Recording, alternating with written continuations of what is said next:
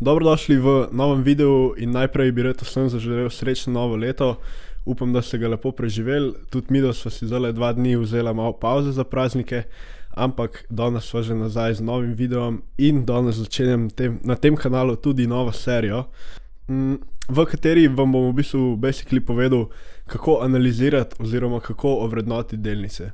Zato ker verjamem, da veliko od vas hoče začeti investirati v delnice, ampak mogoče ne ve v bistvu, kje začeti, ne ve, kje delnice kupiti. Tako da v tej seriji vam bom v bistvu povedal nek tak kakor template, kako jaz to naredim, zato da boste lahko v bistvu vsi začeli sami analizirati delnice in jih potem začeli investirati na podlagi tega. Zato ker moj cilj tukaj ni, da vam povem, katere delnice kupiti, ampak v bistvu, da vas naučim ta proces, kako se delnice lahko ovrednoti. Zdaj, jaz imam sebe za value investorja, kar v bistvu pomeni, da v bistvu pri delnicah iščem, kje se med vrednostjo podjetja in pa ceno delnice v bistvu naredi ena razlika. Se pravi, da v bistvu dobim delnico undervalued. Se pravi, moj cilj je v bistvu, da kupim podjetja za ceno, ki se mi zdi, da je nižja od njihove prave vrednosti. In zato imam seveda, tako kot vsi ostali value investorji, en svoj proces, katerega vas bom probal v tej seriji naučiti. Zato, ker če boste vi v bistvu investirali v delnice brez procesa, se pravi, da boste sami investirali, upali, da bo šla delnica gor, je to recept, da boste izgubili veliko denarja. No, in ta prvi del bo v bistvu samo tak, da vam bom povedal, kere stvari jaz lahko gledam pri podjetjih, oziroma kere kriterije mora neko podjetje izpolnjevati, preden jaz sploh začnem delati neko deep analizo. Se pravi, preden začnem pol računati številke, računati target price in podobne stvari, rab podjetje prvo izpolnjevati te kriterije. Tako da, ampak to ne pomeni, da če podjetje izpolnjuje te kriterije, da ga zdaj kar pejte kupiti. To sam pomeni v bistvu, da je podjetje dobro podjetje in da se lahko pol v bistvu sprašujem vprašanja za naprej in postavim svoje pričakovanja, kaj mislim, da se bo zgodilo v prihodnje. No, in v tem videu bom v bistvu sam bolj na hitro šel čez te kriterije, pol v naslednjih delih bom pa v bistvu naredil tako, da bo vsak od teh kriterijev bo v bistvu bil namenjen svoj video in bom vsakega malo bolj podrobno pol razložil v prihodnjih videih te serije.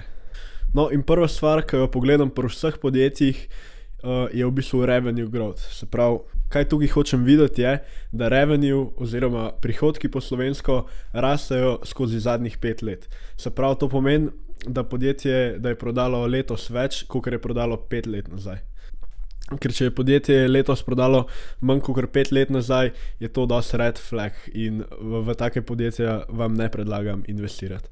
Revenue growth pogledam na začetku v bistvu tudi zato, ker mi da to pol malo boljšo idejo, kako bi bilo lahko to podjetje evaluated, kakšen PE ima to podjetje in podobne stvari.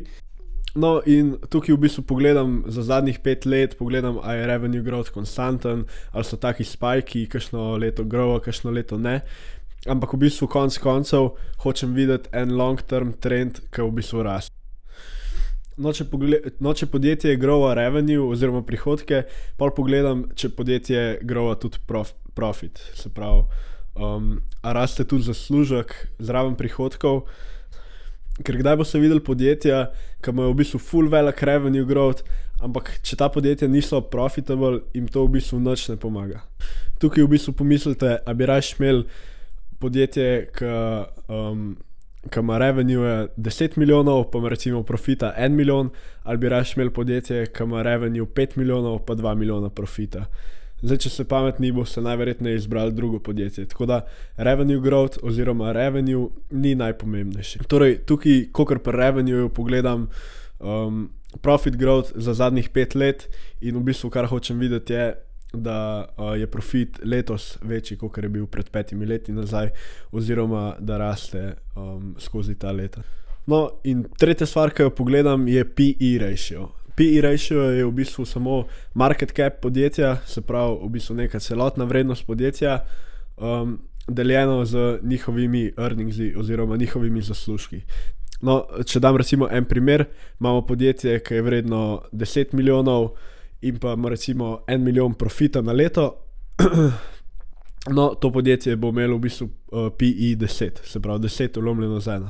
Zdaj, average PE pri S&P podjetjih je okoli 16 in tipično za tipična podjetja, ki pač ne grejo, zdaj le jih spet ful velik ali pa ful mal,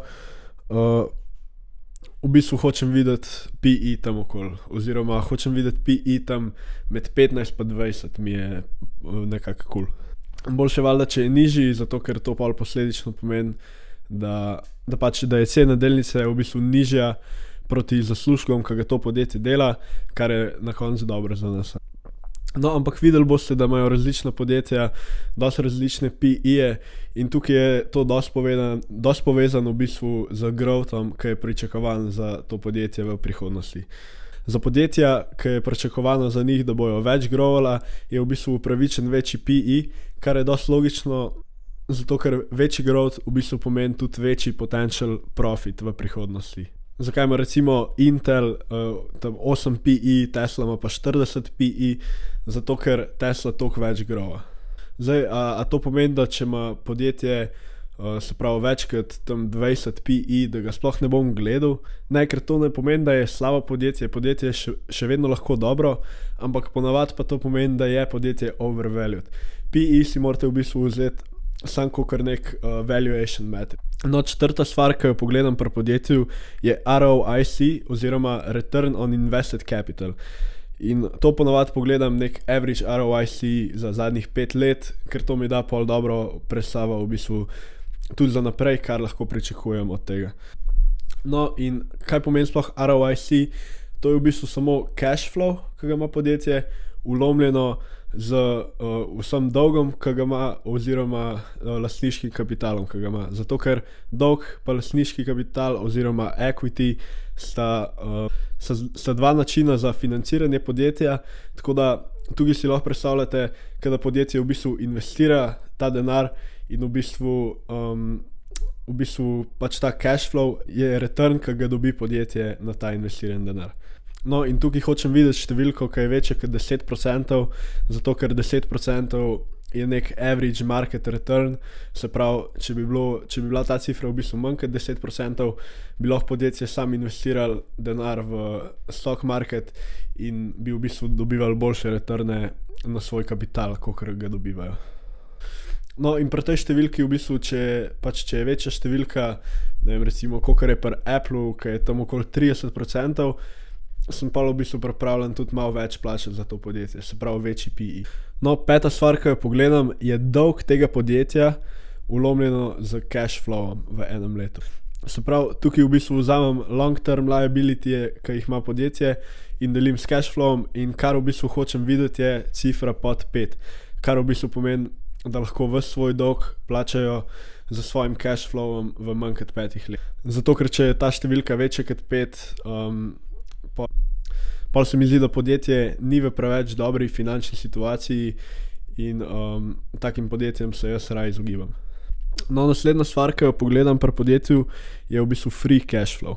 Free cash flow mi je v bistvu še bolj pomemben kakor net income oziroma profit. In razlika je v bistvu samo, da zato ker free cash flow je v bistvu samo cash, ki ga dela biznis minus pač stroški, medtem ko profit oziroma earningsi so lahko pač malo manipulirani z kakšnimi write-offi, a pa depreciationi in podobno. No, in tukaj spet gledam v bistvu free cash flow growth in kaj spet hočem videti, da skozi zadnjih 5 let v bistvu free cash flow raste, da je danes večji, kakor je bil 5 let nazaj. Zdaj, net income pa cash flow bi mogla biti v bistvu tam dosti podobna in v bistvu, če boste videli tukaj, da je net income ful večji kakor free cash flow, je to mogoče malo red flag, zato ker to bi znalo pomeniti, da malo manipulirajo številke v podjetju. In tukaj pol pogledam še price to free cash flow ratio, kar je v bistvu dosti podoben kakor PE ratio. Kakor sem prej rekel, net income pa free cash flow bi mogla biti približno enaka. Kar pomeni, da bi pol mogla biti v bistvu tudi PE pa price to free cash flow dosti podobna, ne? Ampak ja, tako da, če so te številke različne, sploh če je price to free cash flow večji, kar pa v bistvu pomeni, da je free cash flow dosti manjši kot net income, je to spet mogoče red flag, no, zaradi istih stvari, ki sem jih rekel prej. In ja, to je bilo to za prvi del te serije. Zdaj v naslednjih delih bom šel v bistvu malo bolj podrobno v vse te stvari, ki sem jih danes omenil, in pa na koncu bom povedal tudi, kako se pol zračuna v bistvu neka vrednost, ki jo lahko pričakujete, da bo podjetje v prihodnosti. Tako da ja, to je to za ta video. Pejte pogledat na Discord, če rabite kakšen folk, da se z njimi pogovarjate o financah. In ja, se vidimo.